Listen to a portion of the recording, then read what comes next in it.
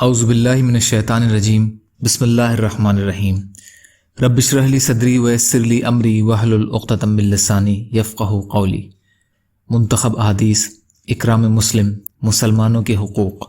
حضرت عبداللہ بن عمرو رضی اللہ تعالی عنہ روایت کرتے ہیں کہ رسول اللہ صلی اللہ علیہ وسلم نے فرمایا، جو شخص اللہ تعالیٰ کی رضا اور خوشنودی کے لیے کسی شخص سے محبت کرے اور اس محبت کا اظہار یہ کہہ کر کرے کہ میں اللہ تعالیٰ کے لیے تم سے محبت کرتا ہوں، پھر وہ دونوں جنت میں داخل ہوں، تو جس شخص نے محبت کی وہ دوسرے کے مقابلے میں اونچے درجے میں ہوگا اور اس درجے کا زیادہ حقدار ہوگا۔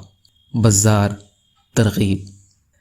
حضرت ابو دردہ رضی اللہ تعالی عنہ رسول اللہ صلی اللہ علیہ وسلم کا ارشاد نقل کرتے ہیں، جو دو شخص آپس میں ایک دوسرے کی غیر موجودگی میں اللہ تعالیٰ کی رضا اور خوشنودی کے لیے محبت کریں تو ان دونوں میں اللہ تعالیٰ کا زیادہ محبوب وہ ہے جو اپنے ساتھی سے زیادہ محبت کرتا ہو۔ طبرانی مجمع الزوائد۔ یا اللہ ہم سب کو کہنے سننے سے زیادہ عمل کی توفیق عطا فرما۔ یا اللہ جو مظلوم ہیں ان کی مدد فرما، جو بیمار ہیں انہیں صحت عطا کیجیے، جو قرض میں ہیں ان کے قرضوں کو ادا کروا دیجیے۔ یا اللہ آپ قادر مطلق ہیں، آپ کے لیے ہر چیز آسان ہے۔